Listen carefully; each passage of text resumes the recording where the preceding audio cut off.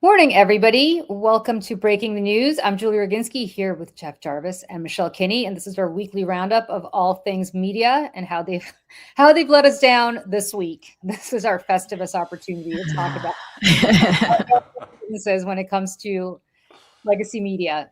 And let's start off with our favorite topic, the demise of the once great and venerable CBS News. There were so many things that happened this week at CBS that just were horrific that I think in any other news cycle would be their own news cycle. But of course, we live in a timeline where everything's an emergency, so nothing's an emergency. Let's start off with Tony DeCopel's strange interview with Donald Trump. Did you guys see that? Mm-hmm. I saw, well, I didn't watch the whole thing because I refused to give them my clicks and eyeballs, but I did see Aaron Rupar's clips after the fact. Yes. I watched the whole thing because I think we needed to watch this one, and it's just a continuation that it's the White House show. Mm-hmm. Every cabinet member has been on practically, and it was Trump's turn. I guess I'm just taken aback at the fact that there was no pushback. There was no hard questioning.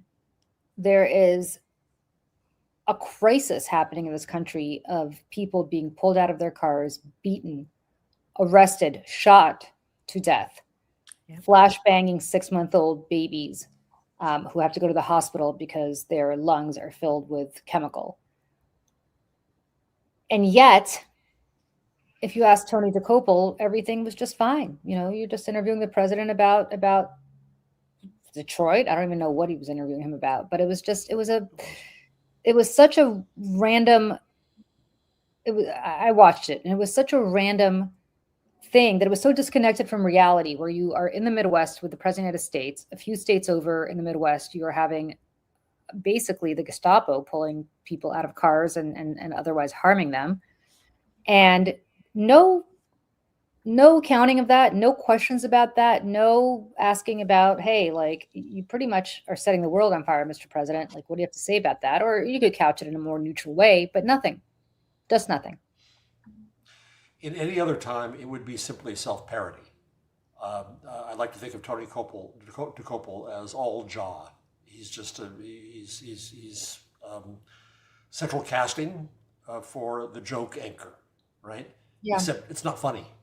Except the world is in crisis and the country is in crisis, and they're treating this as if it's news, and he has the opportunity to do something, anything, ask one question that would be tough, and he doesn't do it because this is state TV.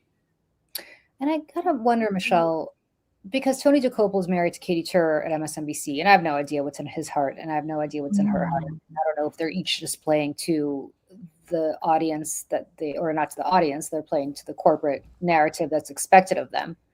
Mm-hmm. But I have to wonder, really, if you're Tony DeCopel, is this worth it?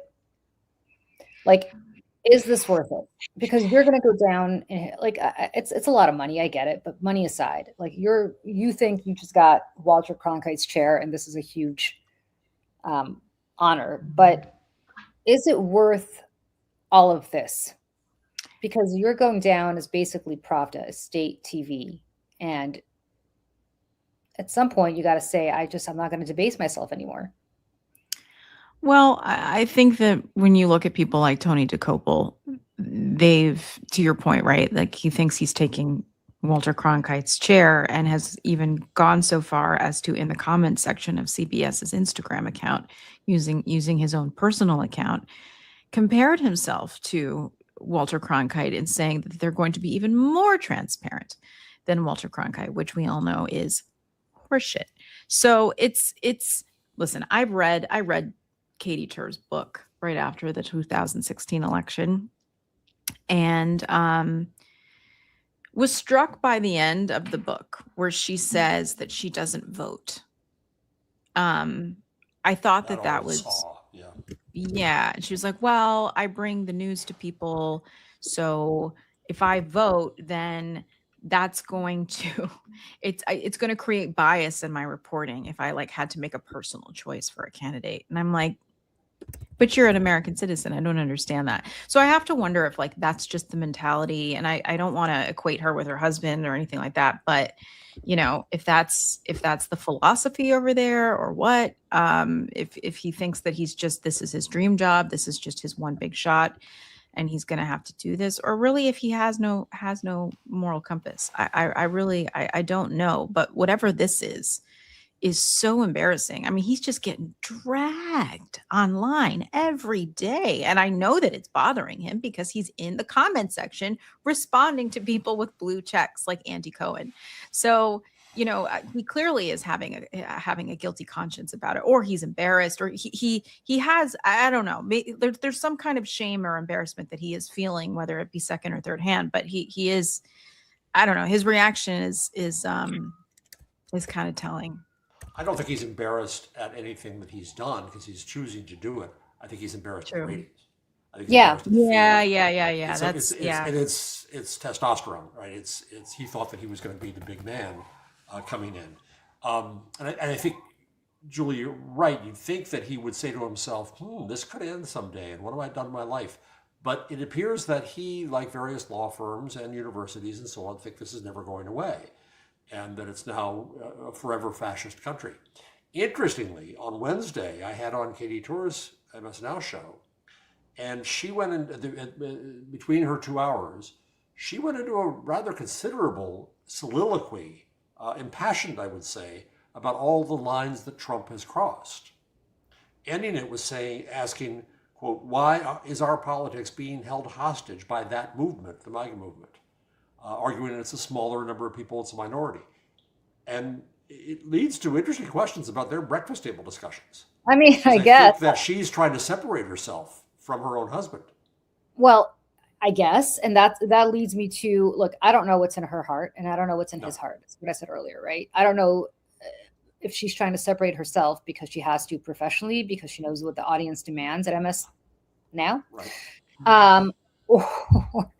Or whether she is doing that, for other reasons. But I don't know, and I don't really care, because to be honest with you, we always sit around psychoanalyzing why people do what they do and think what they think. And the reality is, I'm kind of utilitarian about this, right? Where the ends justify the means, and the means are what you're doing. And I don't care how you got there. I don't care what process you took to get there. You're spouting basically MAGA propaganda on American airwaves, on public airwaves that we are all nominally, this government is in charge of. And that's what he's doing. And it's worse than that, because, you've got CBS has now become the repository for MAGA bullshit. And it starts with the fact that we all saw that video of that ICE agent shooting Renee Good. We saw him shoot her. We saw him call her a fucking bitch after he shot her. And then we saw him walking away, scroll away as easily as any of us would have. And I go back to, if that were me or anybody who's not a psychopath, I don't care what happened. If you shot somebody to death, your reaction would not be to stroll away. Your reaction would be, oh my God, what did I just do? I don't care under what circumstances that happens. Yeah. He strolled away, got in the car after basically cursing out a woman who was clearly dead. And that phone never left his hand either. It was like glued to his hand. But the reason I say all this is because we all saw what we saw, but CBS News decided to gaslight us. And they put out a report citing two anonymous sources who they called U.S. officials on Wednesday to say that this agent, and I quote, suffered internal bleeding to the torso after the incident. And then there's a picture of him in the hospital with some IV. And I mean, it was not even of him. Oh my God. Just a hand with an IV. And, who were the two U.S. sources? Stephen Miller and Kristi Noem? Tom Homan and Kristi Noem? I mean, Caroline Levitt, who's a notorious liar. Mm-hmm. And you have this very interesting article, Jeff, that you actually brought to my attention from The Guardian, talking about how in the the headline here is CBS News report on ICE officers' injuries drew, quote, huge internal concern. Well, concern. Why don't we make it external concern? Exactly. This is the newsroom of CBS turning into Susan Collins. And they're anonymously concerned, quietly behind the scenes concerned, off the record concerned, but they're not saying anything publicly. And it has gotten to the point where, and again, I don't presume for anyone else in their career and their life circumstances, and it's easy for me to say because I'm already emeritus, but it comes time, especially for those who can afford to come out loud and dare them to fire you for speaking the truth and for defending journalism, and or to quit and then to act as whistleblower. This stuff's going on inside. We know it. We've also seen stories about her going after Anderson Cooper's piece last week, about her blaming subordinates for all the criticism. She's a Captain Queeg. So at that level, at an individual level, there are stories about Barry Weiss, but there's the much bigger story here about what they're doing to news and CBS. And it's time to hold the journalists there accountable. It's no longer, well, we'll see how things turn out, or maybe Barry will learn, or maybe the show will grow. No, it's over. It's over. It's dead. You're sitting with a carcass. So you got to figure out your own career, which is Tony DeCopel's already ruined his. He's dead man walking. That's what that is. But the rest of you don't have to be him. Yeah, I mean, it's fascinating to me because on the heels of that, you have a new segment that CBS was apparently working on that I think now they got embarrassed and potentially scrapped. But a couple of days was reported. Do you have that clip, Michelle, of what it looked like? I don't know if you do. I have your favorite People magazine. Yes. Which we know it's making its way into nail salons and doctors' offices. So here we go. Here, let me just pull this up here. I think it's on a little delay. It says CBS Evening News says viral set photo for Whiskey Fridays with Tony DeCopel was an experimental mock-up. It is not a real title. A report this week suggested that CBS Evening News was considering a new Jack Daniels sponsored segment for anchor Tony DeCopel through CBS, and the liquor brand are shutting down the claim. So does that story have the picture of the set? Oh, let me. If you go to the thread that I sent you, it has a picture of the set. Let me look. It was a virtual set, and it looks like a whiskey place, and it has a huge Jack Daniels brand on it. Now Jack Daniels came out immediately. Well, actually, they were asked by a blogger, a journalist, Dave Infante, whether this was true, and they came back and said, no, we don't. Brown Foreman, the owner of Jack Daniels, said we know nothing about this. But it was clearly an effort, and I'm a media executive. I've done this, where you come up with a mock-up and you put an ad in it to show the advertisers what it would look like. And so this was Barry Weiss pimping CBS News with product placement. That is the goal. And it's shocking. It's just plain shocking. And I can't be shocked anymore, but there's no awareness whatsoever of the most basic, fundamental, elementary tenets of American journalism. Product placements in entertainment. It ain't in journalism yet.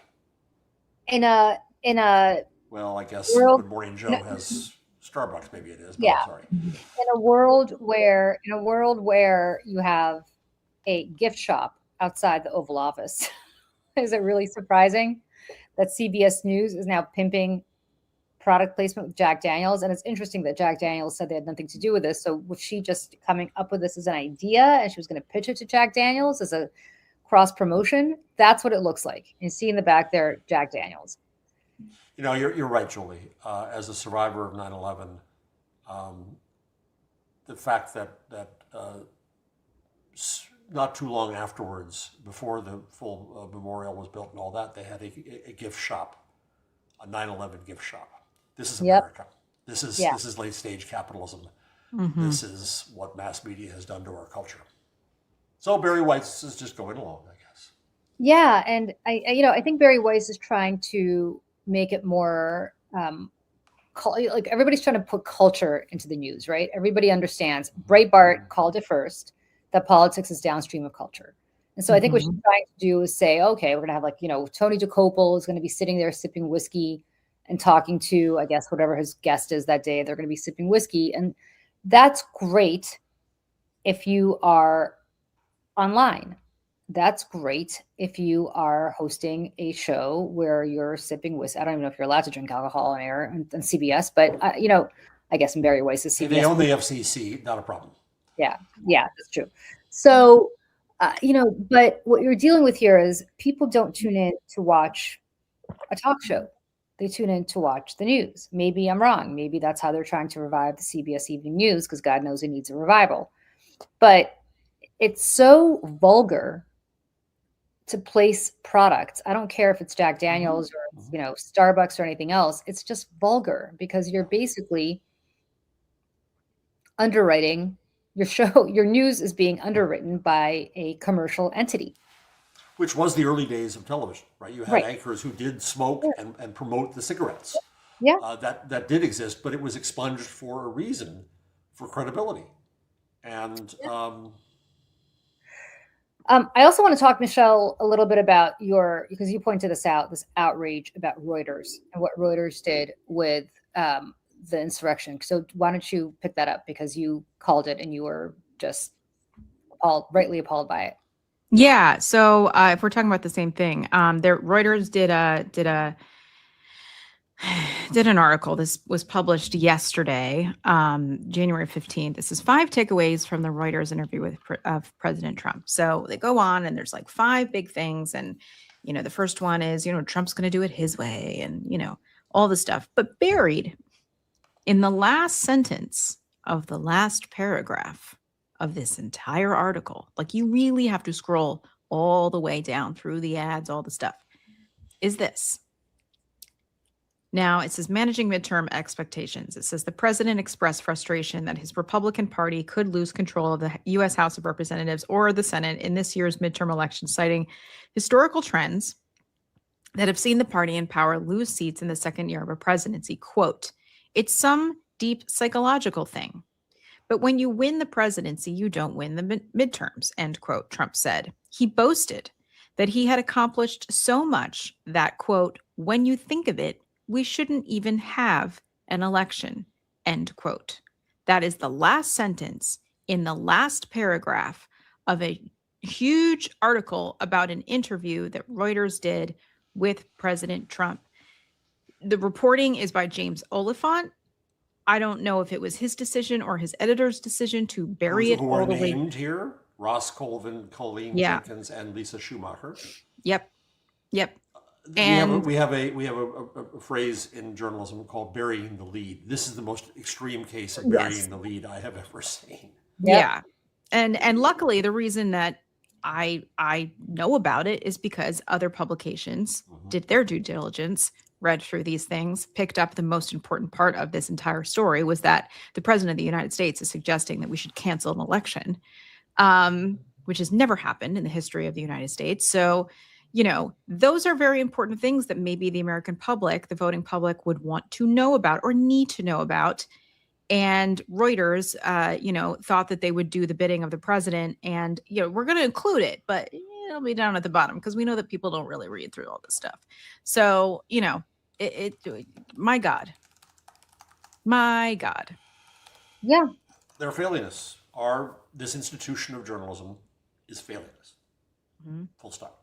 The Guardian is the best we have. God bless them. Yeah. And ProPublica, right, for the long form investigative. And lots of independent folks. That's but big old media. It's over. Well, and not to go on a to divert us into Minneapolis, but the independent journalists that are on the ground in Minneapolis are the ones telling the story of what's going on. Status Quo being one of them. I think Mercado News is the other one. Just, a couple people on a camera. And, I'm on some signal threads with people on the ground in Minneapolis sharing information. And like most of it's coming from these 2 independent outlets.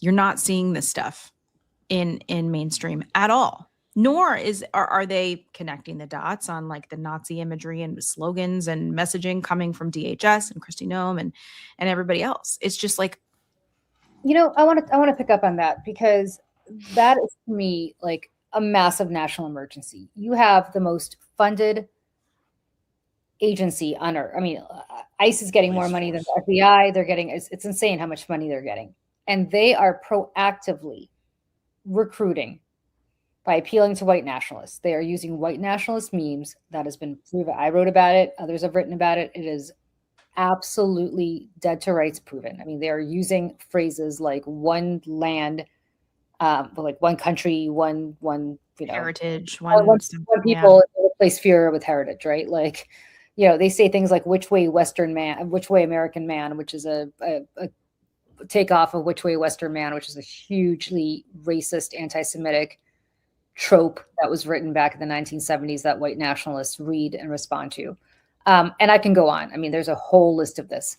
And the reality is that this is a national emergency because the people who are pulling you out of your cars very well might be white supremacists and neo-Nazis. They don't do background checks. We had a great piece of reporting by Slate where a woman went to go apply for a job at ICE, a reporter, just to see what was going to happen. Mm-hmm. No background checks, nothing. They sent her a letter basically saying, welcome to ICE.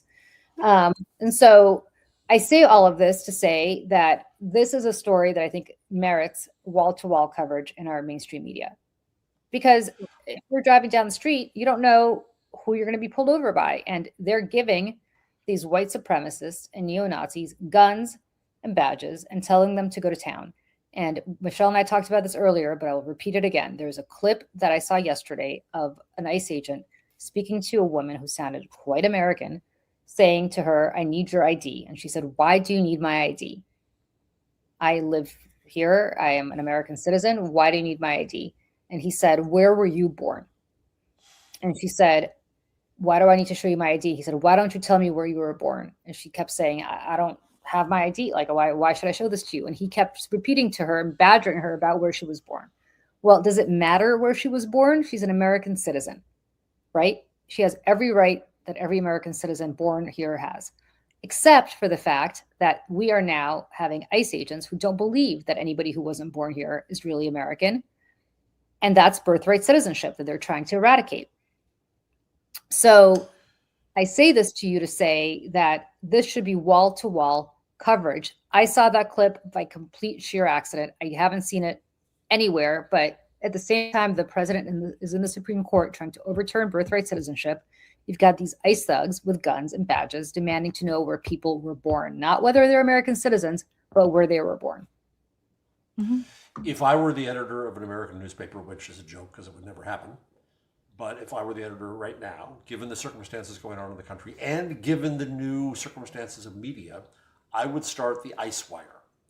I would go out and get every one of those videos I could and put them on a page, one after another, after another, after another, so that they are available in collection. And I would do the work I need to do to vet them, add journalistic value to it. But the video is out there, the receipts are out there, people's stories are there in other forms as well. But just simply the power of video after video after video. When Rachel Maddow was working full time, and when we had ongoing constant demonstrations, she would do a version of that. She would show video after video of protests going on. And it has evidentiary impact. And we've got to present this evidence and these receipts to people in a useful way. It's carbon monoxide that collects in the blood of democracy. And our media aren't doing that job. And the thing is, they would get tons of traffic out of it, to be crass. Oh, they would get lots of attention out of it. But that's not how they're thinking these days. They want to write their narrative and their story and get their exclusive video. No, you live in an entirely different media ecosystem now in which witnesses can share what they witness, and we have to take advantage of that to be able to better inform the public. Well, there's almost like an animosity towards the idea of citizen journalists, right? It's like, you don't belong here. You don't tell the story like I do. How do I know you're credible? Blah, blah, blah, blah, blah. But, again, just coming from the space that I come from, making content like that, I did a video like that called Code Red. I made it when I just recently left the Seneca Project last week, but when I was there, I made this, and I think it was like a 5 or 6 minute video of just clip after clip after clip after clip of ICE and Border Patrol doing horrible things to, and this was during when they were going to the courthouses and slamming women up against the walls. And I mean, like, and I hate to, like, since then, it's gotten worse. I'm like, Julie, maybe I should spend this weekend making another one for us. And because there is so much more to be told. And like the amount of shares and clicks, and it was the same thing with the Charlie Kirk thing, right? It was, and I just put back-to-back clips of Charlie Kirk saying horrible things for 7 minutes. And people kind of were like, oh my God, when you present it like that, I can see now. I can see what people are saying. And like, that's, that you have to do that now. And it's not that hard to do. It just takes time and research. That's it. Yeah. Yeah. I don't we're like, I feel like cable news especially, but also these reporters, newspapers, including the New York Times, are chasing these little shiny baubles that Donald Trump decides he's going to throw out there for all of us to chase. And they're not focusing on the big picture. There is no big picture analysis whatsoever. If you did, if MSNBC, for instance, if Maddow were still doing this full time, but if anybody at MSNBC, like Jen Psaki, who took over her time slot, would just do what Michelle said, you don't need a full 7 minutes. Do it for one segment. Do a 3 to 4 minute montage of everything else, and then bring somebody on to talk about whether we should defund ICE. Well, and also make it a franchise in media terms. Yeah. Say, here's tonight's horror. Here's tonight's atrocity. I'll go back to Maddow.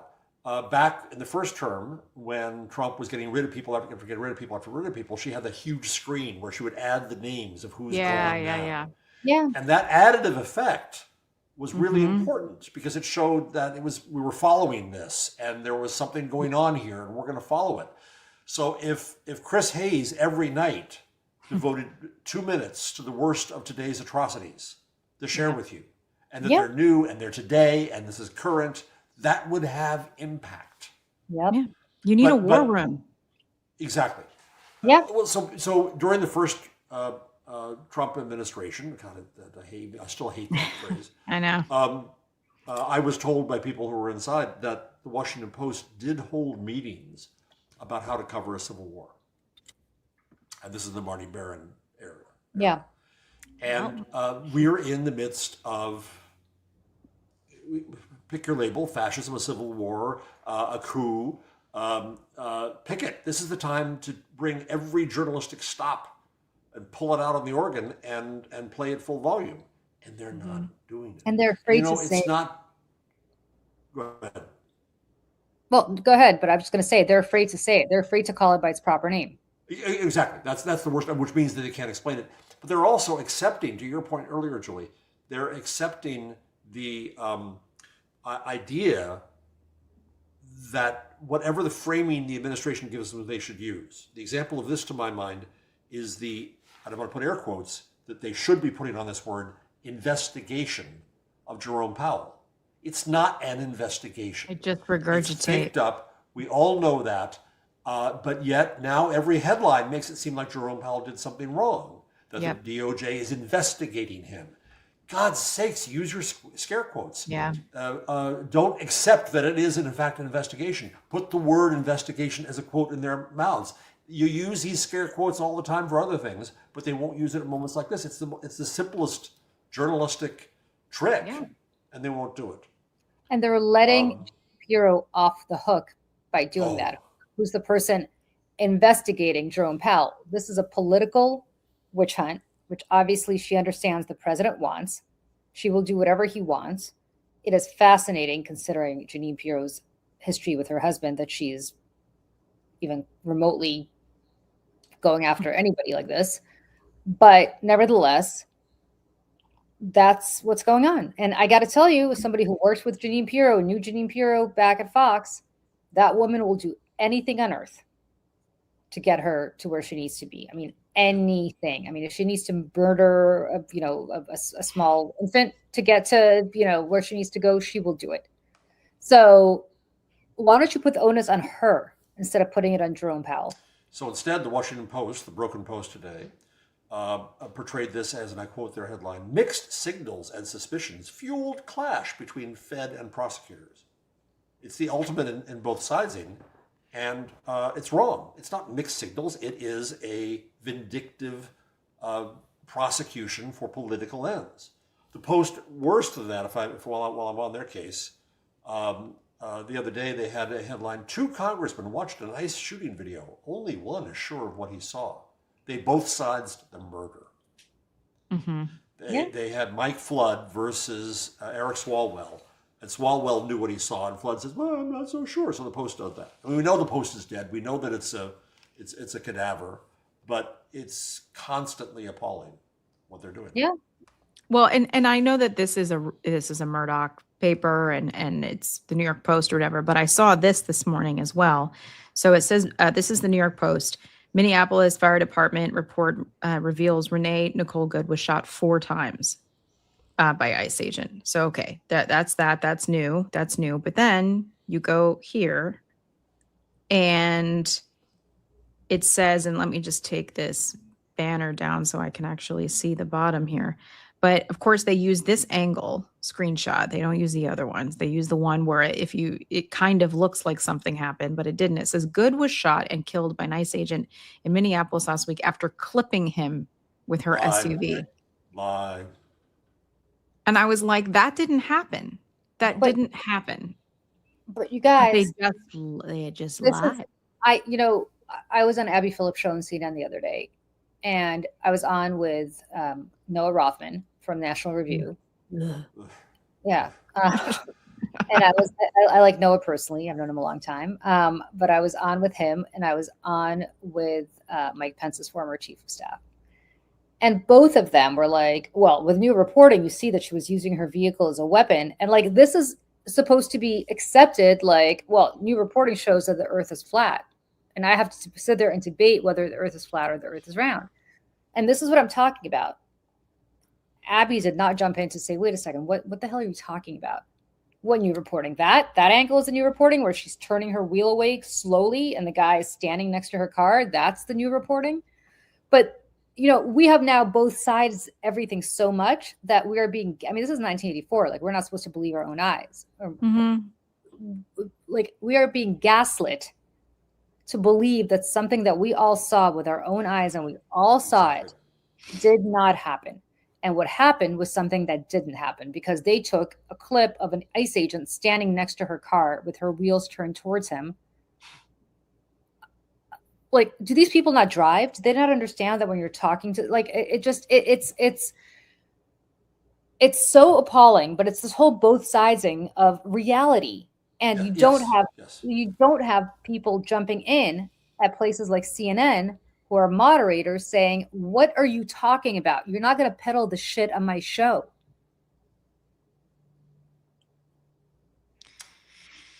Can we talk about the larger picture of media, about Hollywood? Yes, we're happy to. Because, this show is about the broken news, and that's part of media. But I think there's a larger disease going on. And this last week, and unfortunately the video is not online. I went online and I begged Nicole Wallace to put it up. But she and Oliver Darcy had a great discussion through 2 blocks after the Golden Globes. And I didn't watch. I don't watch the Golden Globes, but I saw a little bit of it, so I couldn't judge the whole thing myself. But they did, and Oliver Darcy made a really good and convincing case, and Nicole Wallace did too, that none of these stars used their privilege and power and position and platform, alliteration accidental, to call out what is happening today. Not one of them on stage. There was a couple. Jean Smart kind of went on a rant. But she did on the red carpet. But then when she got on stage, she's like, I already said my piece, whatever. Exactly. Judd Apatow very briefly said that we were living in an authoritarian country. But, and I didn't have to go out in the other room to feed my cats for a little bit. So I did miss some of it. But from what I saw, what I heard, that was it. And there's a lot of people who had the Be Good pins on for Renee Yeah. Good, With but that. like you can't see it and nobody knows what it is. So, yeah. And Nikki Glaser did have her slap at CBS saying Yeah, that the won the award for most CBS editing, News. and you can now go see BS, and God bless her for that, because that really was a bit subversive. But it's a larger commentary. I mean, who cares about the Golden Globes? Golden Globes are irrelevant anyway, which, by the way, makes it a good place to go ahead and use it as a platform to say something meaningful. But now every institution is cowed. And entertainment used to be part of progressive movements in society. I don't mean that just merely politically. I mean exploring how we should live together. That's what entertainment and Hollywood are used to be in part about, in addition to making money. And now it's shameful that they are morally vacuous. Let me. Well, can I just go ahead, Michelle? No. Go ahead. I have a whole thing I was going to say about something else and having to do with that, but go ahead. I wanted to go on a rant a little bit because I know a little bit about this, right? Because in my other life, I run a nonprofit that has to do with workplace toxicity, Me Too issues, and stuff. So Gretchen Carlson came out in 2016 and really kicked off this iteration of the Me Too movement when she came out against Roger Ailes. I did about 10 months later. Hollywood, quiet, nothing happened. They created a movie about it called Bombshell, which I cannot comment on, but suffice it to say that was an interesting interpretation of what happened. But what's relevant about this is that then Harvey Weinstein happened. And when Harvey Weinstein happened, all of a sudden it became permissible for people to wear Time's Up little lapel pins, and Oprah did it, and everybody did it. I think it was the Golden Globes or the Oscars, I forgot where, but everybody showed up, and that was it, and Time's Up, and that's it, and we're going to change culture, and everything's going to change, and everything's going to be different here. Okay, great. I was all for it. But then Harvey Weinstein went down, and it checked the box, right? Now we got the bad guy, and therefore everything in Hollywood is cleaned up. And the Time's Up pins came off, and the mistreatment of women continued. And I was on the phone as part of my mission there with a very, very, very high level Hollywood executive. And he started complaining that thanks to people like me, they could no longer make movies like Blazing Saddles, and they can no longer make movies like, oh God, what's one of my favorite movies actually? What's the movie with Wedding Crashers? They couldn't make Wedding Crashers anymore. Which was kind of it's about farts. Okay. Yeah. I mean, and now basically creativity was stifled because women were, and by the way, I love Blazing Saddles and I love Wedding Crashers and continue to make those movies. In fact, I'm actually kind of appalled that they don't make movies like that anymore because they make boring movies that nobody wants to watch. But the reason I say all this is because I think Hollywood is so performative, no pun intended, but really that's the only word for it. It's virtue signaling. It's a lot of virtue signaling. It's a lot of performative. Well, I think they're scared of virtue signaling. They're neutrality signaling. Well, now they're scared of virtue signaling, right? But back then, you're right. Because it was directed at Harvey. Like if I'm Harvey Weinstein and I'm sitting in prison right now, I'm looking at all that shit back in 2017, whenever it was, 2017 and 2018, that they all wore those pins, and I'm saying to myself, "Are you kidding me?" Because there is a list of people who did exactly what Harvey Weinstein did, who are probably wearing those same pins. And nothing changed. And to me, it is so performative and such nonsense and so cowardly. And all of it is about pleasing the studio executives. And the studio executives and the edict has come down, probably the way it came down to me, but in a much more subtle way to them, that these kinds of movements are stifling the ability of studios to make movies that make money. And so therefore, why don't you shut up and perform in front of the camera and do your job and stow the rhetoric? And they're a bunch of cowards. And Nikki Glaser, who I love, I think she's fantastic, did her bit. But the rest of them are cowed. And the fact that, Wanda Sykes taking a dig at Bill Maher, we understood what she was taking a dig at. It wasn't just Bill Maher. It was great. I love Wanda Sykes. But even Wanda Sykes didn't come up there and basically say, this is, Listen, I think they were threatened / warned, not just by CBS and the producers of the show. I think it was their agents, their managers, their publicists, their, and it's like, you have to think about everybody because, you employ how many other people. And it's like, if you get out and say like how many people are going to suffer because you had something to say. And again, like 2016 was a fluke, but 2024, sent a signal to our entire culture that we are okay with authoritarianism. We are okay with Donald Trump. We are okay with putting a rapist in the White House. We're okay with this. So we have to go along to get along. And that's just how it's going to be. And to their own detriment. And Jeff, you said something when we first started doing these conversations together about how YouTube was going to be the future of like films and storytelling and things like that. And at the time I was like, yeah, but like, I feel even stronger about it now, just in the last few months. And I say that even after watching Heated Rivalry. Now, I know Heated Rivalry is like, #1 show in America. It's like, all around the world. There is a reason why that was made by a small Canadian production company, because a story like that could not have been told authentically in the United States and with Hollywood. Some of the stars of the TV show have been doing the rounds, CBS, Good Morning America, whatever it was, the morning thing with Gayle King. And he said, like, there was another studio that wanted to make it, but they told us, well, no, you can't do no kissing until episode 5. Like, this is a gay hockey love story. Like that, like it's salacious. Okay. Like it is, I mean, even me, like, I was Woke like liberal giggling that at you first. I was like, are. oh my God, I can't believe it. But like once you get past it, you realize that like this is a beautiful story. And so when the studios were saying this to, I was at last name is Tierney, Jacob Tierney, I think was the guy who made it. And so they were like, well, no, we're just going to go with a lower budget. We're going to go to Canada and we're going to make it there. And look what happened. This thing has blown up. And like 2 weeks before it was supposed to come out, and it was Crave's the streaming company in Canada that put it out. HBO was like, okay, you know what? We'll put it on HBO too. And it has captivated the hearts of like, and women are like the biggest audience for this show because there's no misogyny. It feels safe. It's authentic. It's beautiful. It's the kind of storytelling that Hollywood, if they were brave, could do, but they won't.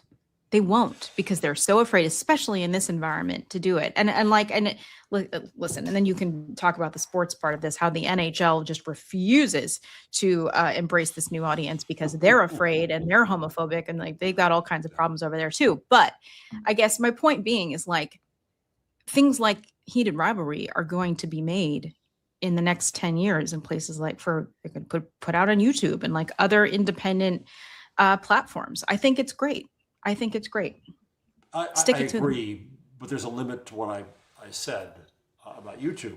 I think that to make something of that ambition, even cutting down, still costs a fortune. Yeah. And it's a smaller fortune, but independents can't do it, right? It's not a Substack newsletter. It's not a podcast.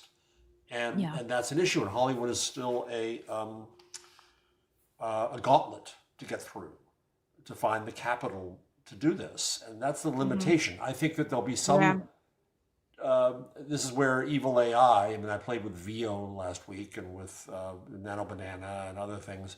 I think people will be able to use these tools to yet more reduce the cost. But if you want to tell a complex story and you want locations and authenticity and you want actors, it's going to cost money.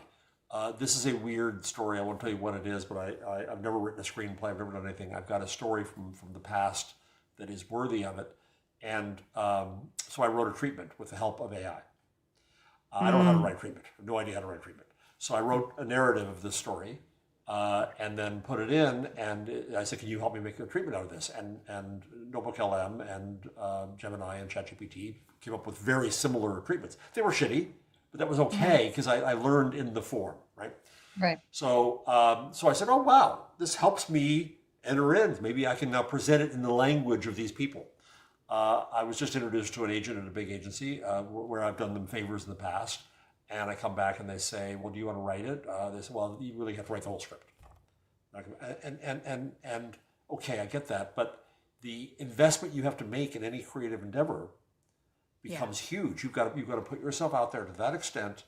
Then you probably got to round up some stars to be in it to prove it, and then you've got to try to sell it. Just watch the studio as an example. Yeah, and it's all so insanity. good. It's all insanity, and I think that we talk a lot we are here on this podcast to talk about the bankruptcy of legacy news media. But I think there's a larger disease in the media as an industry and institution as a whole. And I think that what Nicole's conversation with Oliver Darcy did was it just brought that foreground to me, that I think that we have to also concentrate on the rest of what used to be called mass culture. Yeah, and I think what's fascinating about this is, and sad, is that we export media and not just, of course, not just news media, because we used to export as a value, whether it was Voice of America or Radio Free Europe, but also just the way that we handled government here with the First Amendment, right? Where we used to be able to critique the government without fear or favor. And of course, much more than that, our soft power comes from Hollywood, and our soft power comes from the movies we export and the TV shows that we export. And I've got a ton of French cousins who learned English, and I'm not kidding, watching Friends. Like, they loved Friends, and that's how they all learned English. I when I first came to this country, learned English watching Dallas. So I just say that because we export. Right, you don't have a Southern accent. I was the only girl in the first or second grade that could talk about the oil barons' ball and talk about the cartels and how they were screwing, oil. So funny, Julie. Oil, but yeah. But anyway, so it's a whole separate podcast about why my mother would let me watch Dallas, but she was great that way. We both learned English watching Dallas. Anyway, so I say that to say that this is a really sad experiment that's going on here, because we're not just affecting the media here, but we're affecting our standing in the world. Yep. Yeah. Oh, yeah. Well, God knows how all the ways. It's an imperialism. So I tell the story in my little book, magazine. I tell this story that when I started Entertainment Weekly, I had a column in it every week. And when the business wasn't going well, they tortured me in every way they could. And the last column that I wrote and tried to publish was praising Canadian content laws. That Canadians said we got to have some amount of content that comes from Canada to support Canadian culture. Yeah. And the company had just merged with Warner Brothers, and the number 2 editor in the company just lit into me. How could you even think to write that? Don't you understand how this company makes money? The idea that somebody would limit American content in favor of local content was abhorrent, and I, as an editor and a critic and a columnist, couldn't say that because it was against the business. I was young and naive enough not to see that starting an entertainment magazine in a company that was merging with an entertainment studio, we were the dowry. And so, some credit, by the way, to Netflix is that they saw that they were an international company and they've supported international productions. Yes. And I think that's made some improvement, but still, American, the more that we see competition in technology, in journalism, and in culture from the rest of the world, the better. Totally. And by the way, today I am jealous that Mark Carney went to China, and Canadians are going to be able to buy Chinese electric cars, and we're stuck with Teslas from that fascist and from Fords, which I now will never buy from, because of them laying off the guy who told Donald Trump off. Yeah. Reverting to their Henry Ford fascist roots. Well, anyway, as somebody who has a Rivian, I will strongly urge people not to buy that either, because it's a really shitty car. So, buy China. Yeah. Well, and also I just like on the Canadian thing. I grew up on the Canadian border, so I grew up watching CBC and CGOH and like CTV. I mean, I grew up on all the Canadian TV shows. Mr. Dressup, Anne of Green Gables, Anne of Avonlea. I mean, all the Kevin Sullivan movies. Who's your creepy guy that you talked about? The creepy Mr. Dressup. Yeah, Mr. Dressup sounds a little. I love this. Well, because he had. Well, okay, he was. He was like a Canadian Mr. Rogers, and he had it was a kids show, and he had puppets and stuff, and he played dress up, and so he had this thing called the tickle trunk. The tickle trunk. That's what it was. It was what it was called, and he had this like I was like Casey and Finnegan were the puppets and the thing. Listen, the Carney when the stuff was going on with America and Canada, and Mike Myers did that thing with Carney at that hockey rink. They talk about Mr. Dress Up. They it's in one of the things that they're talking about, but I say that as like I'm an American. I'm very American, and I like that was such a big part of my like I don't know why we wouldn't celebrate our Canadian neighbors. Like it's just like they're doing great things there. I mean, Degrassi High, I watched that too growing up. I mean, like it doesn't make any sense. It makes us all better. It just makes us better. And to think that we are the sole owners of culture I think is going to be our downfall at the end of the day. Whether it's news or culture or entertainment or literature, to return to an ecosystem that is pluralistic, like the nation and the society we live in. Mm-hmm. The idea of mass media is there was one monolithic view. This is what Tony DeCopel is dying for, is to be Walter Cronkite. As you said, he has fancied himself, flattered himself as today's Walter Cronkite, but there will never be another Walter Cronkite, and thank goodness. Yeah. Because that mass media myth I was raised with the myth of the melting pot, that we'd all be the same. No, let's celebrate our differences. Right. And just really quick also on the Netflix front, they've also now launched a bunch of podcasts, sports, like Bill Simmons' podcast now is on Netflix. There's a whole slate of sports podcasts, which by the way, no women are on, but noticeable. But also at the Golden Globes, to bring it back to the Golden Globes, there was a podcast category this year.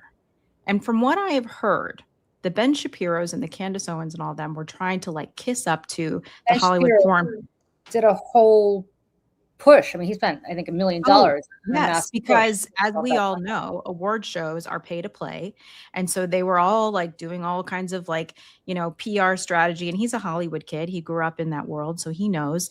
And the Hollywood Foreign Press doesn't have like one single like non-white voter on it. So, they're all trying to, kiss up to the Golden Globe voters, but none of them even got nominated. Like the Candace Owens and the Ben Shapiro's, regardless of the fact that they have, some of the biggest podcasts in the world.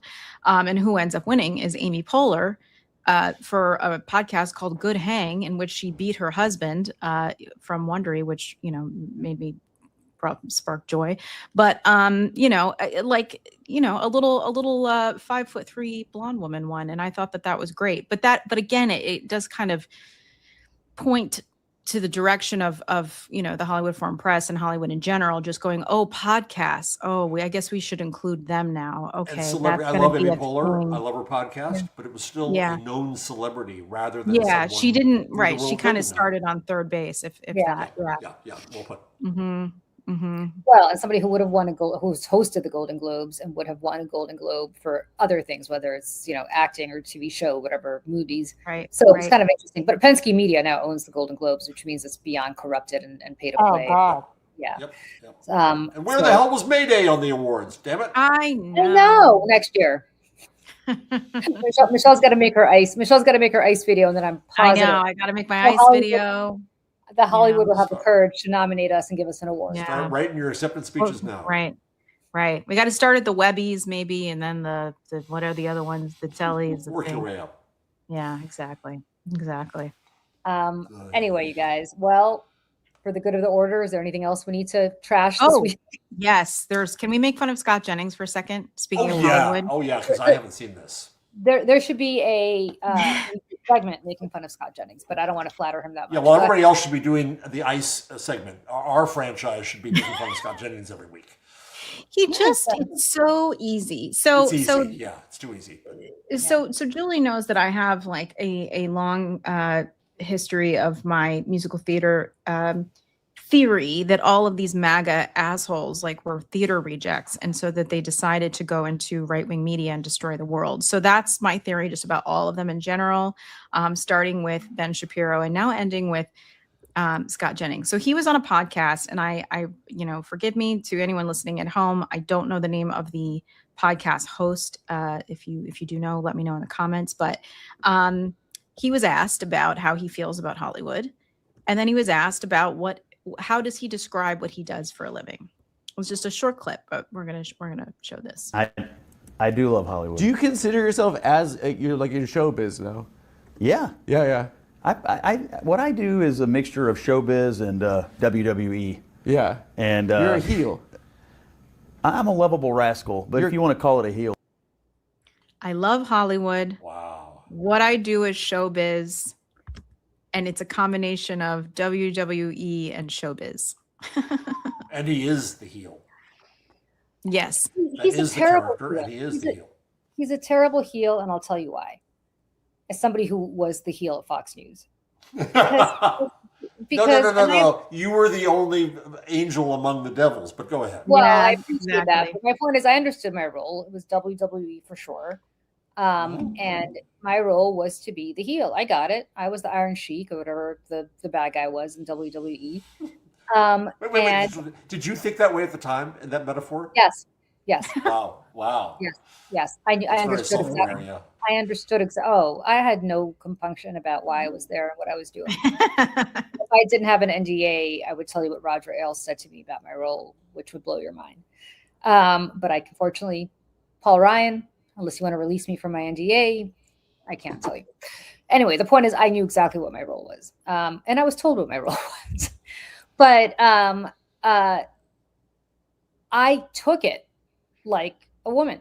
I understood that my job was to battle people who would come on that show, and sometimes I would win, and sometimes I would, get shouted down. Most of the time I would get shouted down. But the reality is I understood that my job was basically to speak truth to power. And to Fox News' credit, they never prevented me from doing that. And I never was asked to pull my punches because I was the heel and they wanted me to not pull my punches so that they can go ahead and then say, look at how crazy these liberals are. I say that because Scott Jennings doesn't want to be the heel, and he doesn't understand that his role is to be that person. What Scott Jennings wants to be is the noble person who always wins an argument, so that if you ever beat Scott Jennings at an argument, he will have you banned from ever being on with him again. So I have not been on with Scott Jennings since the last time I humiliated the shit out of him at Abby Phillips' show. I'm not. And it's not just me. There are at least 2 other women, actually 3 other women that I know who are in the same boat. There is a pattern of Scott Jennings. I can't speak to men, but there's a pattern of Scott Jennings getting his ass handed to him by women. And when they do, they are no longer ever allowed to appear with Scott Jennings again. I don't know whether he texts the producers or he texts the executives or what happens, but never again. And were you called to be on and then told never mind, or you haven't been called? Both. Former. Yeah. Oh no, I have been called to be on, and then I get canceled, and then I turn on the show, and there's Scott Jennings every time, and not just me. I just this week, I know somebody who's supposed to be on, canceled at the last minute, and there's Scott Jennings unexpectedly, and the answer to that is because I think Scott Jennings gets to see the rundown and gets to veto who's on with him. So that's not being the heel. That's having. That's being a whiny little. Well, that's being the boss. So, right. So he's going to be. So when I was last on, and I was able to say what they could not say on CNN, was that you are in peril of being taken over by the Ellisons and Barry Weiss, and that's where I made a meme of Scott Jennings winking at the camera, as in my time is coming. Screw you all. Yeah. Right. That was the last time I was on. He's such a dork. Like, honestly, I can't. Let's be very clear about what this means, that somebody like that, who is a paid propagandist and a liar, it's not like we disagree about whether we need to lower marginal tax rates or we disagree on whether we have to expand Medicare for all or whatever else, right? Like, he goes on TV and he just lies. I mean, he just makes shit up. And a known liar and a propagandist for a fascist regime now has veto power over who he will appear with so that they don't call him out on his lies. Because if you call him out, he will have you banned. That is where CNN is today. And I say that as somebody who still appears on CNN, but never with Scott Jennings. Which is where my question is, like, Abby Phillip, does he have more power on her show than she does? That's a question. We're just asking the question. I'm just asking the question. I don't know. I mean, do I think Abby Phillip is like, do I think Abby Phillip is like, I need Julie on, and Scott Jennings says no way, and he does the argument? No, I don't think Abby Phillip just cares. based on principle. I'd Abby be like, Phillip's screw you, this is my show. Her career right now is literally picking her battles. Yeah. That is a sad state. That is a sad I mean, at least she battles on air, whereas Tony DeCoppel just spews administration. Yeah, I mean, look, propaganda. But people need to understand where CNN is right now, right? Where they give somebody like that much power. Again, he was never on Anderson Cooper, and now he's on Anderson Cooper. Did somebody make the phone call to Anderson Cooper and say, you have to have Scott Jennings on? Like, he's never, ever, ever on the 7 p.m. show. Eventually, are they going to make the phone call to the 7 p.m. show, which I think is the best show on that network, and say, you got to have him on? Mm-hmm. And he's been saying outright, he has been out front. We were talking earlier about the talking points and like people getting their talkers for the day. He has been out there loud and clear about how it's time for to invoke the Insurrection Act. It's time. It's time. And I can't help myself, like on Twitter sometimes I just get all up in his comments and I'm like, Scott, there is going to come a day when you are going to have to pay for what you have done. Well, think back when Tom Cotton essentially said the same thing in the New York Times. Then journalists came up in a revolt, got rid of the editorial page editor as a result. That was maybe the last moment of gonads from journalists inside these big institutions. Yeah. And sorry, go ahead. Well, but that's why I'm saying, like, that's why I love what we're doing here. That's why I love what so many people are doing on YouTube and so many people are doing on Substack and other platforms, is that you don't need CNN. I mean, to be perfectly frank, I have more subscribers to Substack than most of these CNN shows get in the demo, right? Like, what does that tell you? But think about that. What does that tell you? And, I think there's some sort of hangover that people have. Oh, I need to be on cable news. I need to be on TV. I need to have my face seen on TV. Right. Why? People got to be deprogrammed. Like, because nobody's watching you. No. A, nobody's watching you. B, you have to sit there and listen to people lie to your face. And C, you get punished increasingly for telling them they're full of shit. Why? Like, if I ever get a vote to CNN again, I couldn't care less. The other piece I wrote for Katie Couric about DeCoppel was that, yes, all this is terrible, but it doesn't matter anymore. It simply doesn't matter. It doesn't. And on that note, I'll play this last clip here. Tony DeCoppel doesn't only just, rely on Barry Weiss and the corporate overlords to tell him what to do. He also relies on Donald Trump, because apparently without Donald Trump, he wouldn't have a job, as Donald Trump told him. I'll play this clip right here. We have now the hottest country in the world, and a year and a half ago, our country was dead. We had a dead country. You wouldn't have a job right now. If she got in, you probably wouldn't have a job right now. Your boss, who's an amazing guy, might be bust, okay? Might be That's what? how bad. Might be bust. I doubt it in his case, but you never know. How embarrassing. How true. How embarrassing. If Trump were not in office, we wouldn't have the Ellison-Zodian CBS. We wouldn't have Barry Weiss. We wouldn't have Tony DeCoppel. Yeah. Maybe he'd still be doing cooking on the morning. Or honestly, we might have Tony DeCoppel, but we'd have a very different version of Tony DeCoppel, right? Like, I don't know. CBS even used. Now we're seeing the true Tony DeCoppel. I don't know what we're seeing. Like, I don't know what we're seeing. If you're willing to do this, that says what you are. Revealing. Yeah. 100%. But I'm just saying, I don't know what Tony DeCoppel, as I keep saying, believes in his heart. I just don't care what he believes in his heart. No. It's what he's it's like when people move to LA and become like the worst versions of themselves. You know what I mean? Like, at least that's what happened with my friends. I was like, oh, you're all terrible. But like, I was like, maybe this is just who you were the whole time. Just vapid and eating mushrooms for all 3 meals. All right, you guys, we've been at this for a long time. So thank you to everybody for joining us. I hope you enjoyed the show. We will be back again next Friday at 11 a.m. Eastern. And in the meantime, send us your thoughts about the worst media fails and actually media wins, if you've seen them, that you come across, because we'd love to talk about some positive stuff here too. Fewer and fewer opportunities, but as we said, Nicole Wallace and Oliver Darcy was a great example of that. Oliver Darcy, by the way, if you are Best. if you are into the media and you have a few bucks, and it's the subscription is not cheap. Yeah, the Simply the subscription is best. not cheap.